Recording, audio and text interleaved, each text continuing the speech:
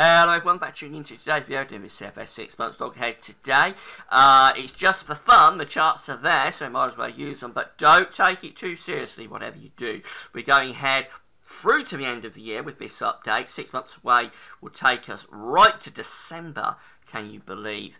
But as I say, going ahead 6 months with just one single model, very dubious. And just be a little bit serious. I like to have a bit of fun with these videos, but just be serious just for a second. Don't take it seriously. That's the big message that comes from this, because it is dubious going ahead 6 months with a single model. Obviously, the first couple of months, month 1, month 2, maybe month 3, there's some merit in what we're doing. But as we go beyond that, we're in the realm of speculation very much so. And as I say, just for fun. But anyway, we're going to go ahead 6 months, and we'll see what the charts are showing with that one in a moment. But before I get on with that, just to say about the ads, there's links to articles on all the pages at gasworks.com. Have a browse through the widgets, any articles that you're interested in, please click through, read the article. Thanks so much for doing that. Your ads on most pages, they open up with content. When you watch them, close back at the end. Thanks so much for getting involved, and thanks for doing that. You can find my link to CFS V2 on the links page. So let's get on with it, and we're going to start off with 700 millibar height anomaly for July. First of all, so it's just next month. It in theory should be the most reliable chart that we're going to look at.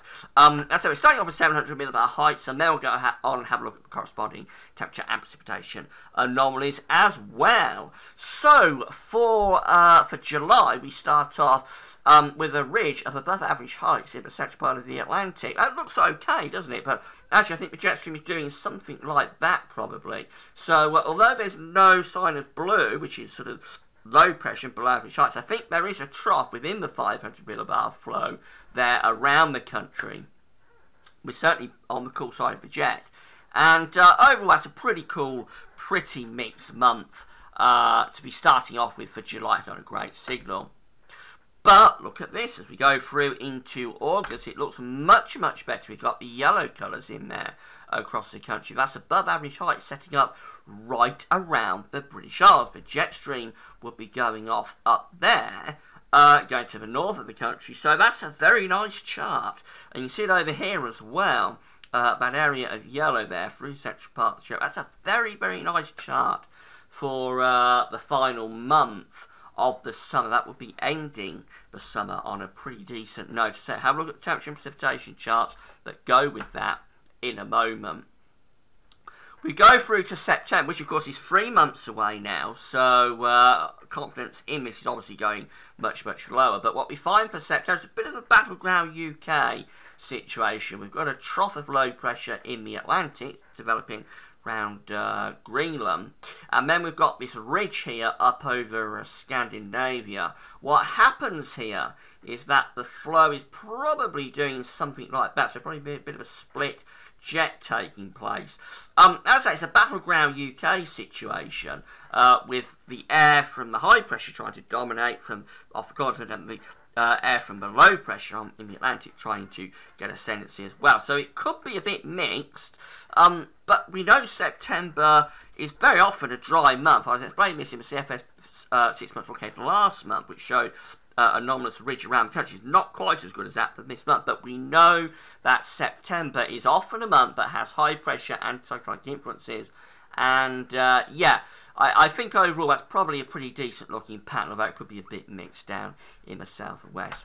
Now, as we go through to October, and of course we're going 4 months ahead now, so conflict going right the way down with this. We are getting into the realm of just for fun, don't take it too seriously, all of those kind of caveats. What we see for October has got a ridge around the Azores, going towards Spain and Portugal. The trough is deepening around Greenland and Iceland. The westerlies are strengthening here across the Atlantic. So that's an unsettled month. Atlantic-driven pattern. It won't be cold because the air is coming in from the Atlantic Ocean. But could be a bit unsettled, especially in the north, with some wet and windy weather at times. And that sort of intensifies further as we go through to November. It's the same signal that we had for November last month. The ridge is through the Azores and through the central part of the Atlantic. They've got all of this blue up here around Greenland and Iceland, so deep areas of low pressure churning away, but jet stream is quite a strong jet stream coming right way through the country like that. So it's an Atlantic-driven pattern for November, probably quite wet. Won't be cold, of course, with the air coming in off the Atlantic. Will be pretty mild. There could be some severe gales at times where it's a classic autumnal type pattern, if you like, albeit not a cold and frosty one. 5 months ahead, though, so really just the thumb. And finally, do you want to have a look at December? We can go to the first month of winter 2015-16 with this CFS 6 month look ahead, and this is what December 2015 looks like today.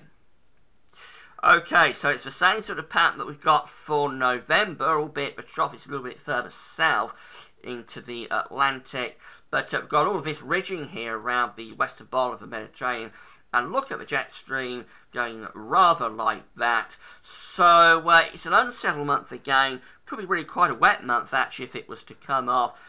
And because of the way the trough and the ridge are orientated from the west down into the Mediterranean, we could be draining at some very mild air indeed, very, very mild air coming up from the Azores. If you want a cold start to winter, obviously that's not great, but please don't get upset, don't get too alarmed if you want it cold to start the winter, because it's 6 months away, it's just one model.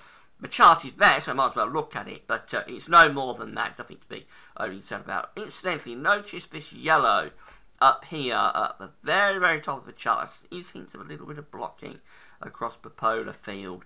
Not enough by any means to sort of start to push the pattern into a colder pattern, but it is there. It's across the North Pole. Just hints of a little bit of yellow coming through. That may be in association with the El Nino that is going on at the same time. Right, let's have a look at how the temperature and precipitation anomalies stack up with all of this. So we're going to start off with temperatures first of all. These are the temperature anomalies for July, and well, it's not great, is it? It's sort of hinting at being average to below average across the country. You have to go right way towards the Black Sea, actually, to find anything warmer than average. That's probably over the top, and I think more of Europe will be having warmer temperature anomalies than that. But certainly for Central Western Europe, it does look pretty cool. To be honest, we've got splodges of blue around, indicating that the temperatures could be pegged back somewhat. Now we move through into August, and I think the CFS model is being a little bit mean to us in August. That's the temperature anomaly for August. On the face of it, it's nothing to write home about, is it? I mean, we've got a little bit of orange here across Central Europe, sort of below average temperatures there, maybe being hinted at, but overall, that's a very, very disappointing anomaly for August. When you consider that there's probably some sort of ridge, if the 700 millimeter height anomaly is right here, it's probably some sort of ridge sat around here, so you would expect the flow to be going in that sort of direction with the jet stream shoved off up there. And I would have thought that should lead very easily to above average temperature anomalies, but there's no real sign of it on the temperature forecast on the CFS models. I think it is being rather mean, CFS V2 there on that one. And indeed, it is for September as well. I think this is a temperature anomaly for September.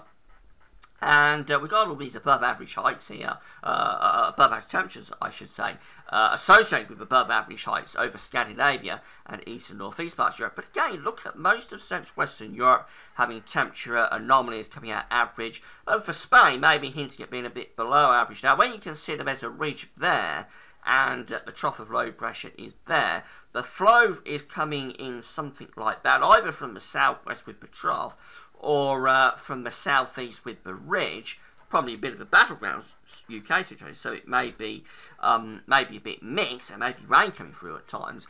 But the general wind direction should be sort of a mean southerly, whether it's southeasterly or southwesterly, and that should be quite warm in September. So quite what it's doing for August and September with these temperature anomalies, I'm not sure, but I do think the model is being very mean to us, and we need to give it a bit of a smack, because I think it should be warmer than that for both August and September. Now we go through to October, and of course we're in that westerly pattern. They've got the westerlies setting up, so the anomaly is coming up warmer than average, and you would expect that ties in with what we're looking at from a temperature anomaly. But that is 4 months away, and now we're going into the realm of being just for fun. So the part that we're really interested in, I suspect, which is the next 2 or 3 months, where you would think there's a little bit more reliability about that part of the CFS 6-month forecast, that's looking quite poor with the temperatures.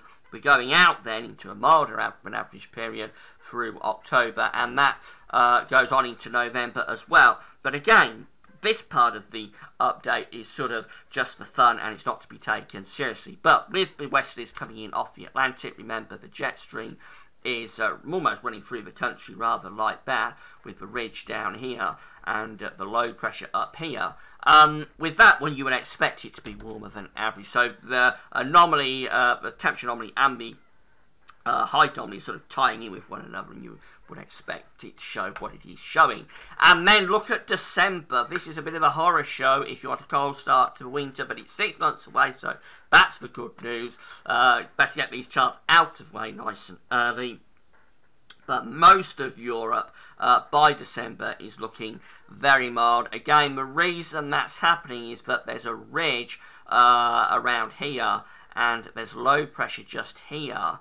And the result of that, the upshot, and there's also ridging through the Med as well, and the upshot of all of that is to sort of send the jet stream through rather like that. So it's pulling the air up out of the tropical Atlantic. That's why it's seeing a very mild month for December. And then finally, let's have a look at how the precipitation anomalies stack up with this. For July, the rainfall anomalies are coming out around average, maybe a hint of being a little bit drier than average, so that's not too bad. I thought there'd probably be a bit of a trough somewhere around here within the 500 millibar flow, as we have that ridge to the west with the jet stream going a bit like that. But there's not too much sign of that on the precipitation anomaly, so maybe not too bad for July in terms of rainfall. August comes out okay. That's coming out average to drier than average. You expect it. Remember, got that ridging sitting somewhere around here, somewhere across central parts of Europe, and I'm not quite sure what's happened there with the highlight. Let's try that again. Here we go. The ridging is sitting somewhere there, so the flow should be going something like that. So that ties in okay, looking like being a largely drier than average month, and it's just the temperatures that sort of are a bit mean. For September, again, pretty good actually. Certainly hinting at being sort of average to drier than average. Most of northern Central Europe drier than average as well. It's a bit wetter across France. So that's probably just indicative to we've got low pressure going through here with ridging up here and up here. And as I say, it's a bit of a battleground UK scenario, so the low pressure trying to bring the winds in off the Atlantic, but the ridge is trying to keep things in off the continent. There may be some thunder with that. Actually, it's not too late in September to get thunderstorms from that kind of situation. So quite an interesting September being signalled there, but on both August and September, the temperature anomaly very mean. And then having a look at October, we're hinting at going a little bit wetter than average, and average to wetter than average. That's as we start to bring the jet stream through the country like that. For November, we accentuate the jet stream, so the jet stream is still going something like that, and it is a stronger jet stream as well. So that is why the UK has been signalled to be average to wetter than average for both October and November. And then finally, having a look at December, this is what we see for the final month of the year, for the first month of winter, and we're coming out wetter than average. Remember, the jet stream is going rather like that. That's actually probably a little bit wrong. Let's do that again. So the jet stream is probably going rather like that. and that's dragging up the warmth out of the tropical Atlantic, but it's also bringing up warm temperature, but it's also bringing up quite a lot of rain, so it could be a warm, wet month for December if that was to come off. It's 6 months away, so what do we say? It's just for fun. So that's how the next 6 months is looking for July's CFS 6 months look ahead. The rest of the summer looking a bit mixed, but I think really between the lines we should have a better latter part of the summer compared to what we've had through June and what we may have in July. I think it should get better as we go to the end of the summer and the start of the autumn in August and September. Otherwise, it looks like as we go beyond that into the main body of the autumn and the end of the year, it's turning wetter, but also milder for the last stages of the year. It's a long way out, so it's just for fun. Right, that's it then. That's CFS 6 months look ahead for July. We'll do it all again next month, so come back for that, and that will take us into the first month of 2016 for January 2016. That's all now, thanks for watching.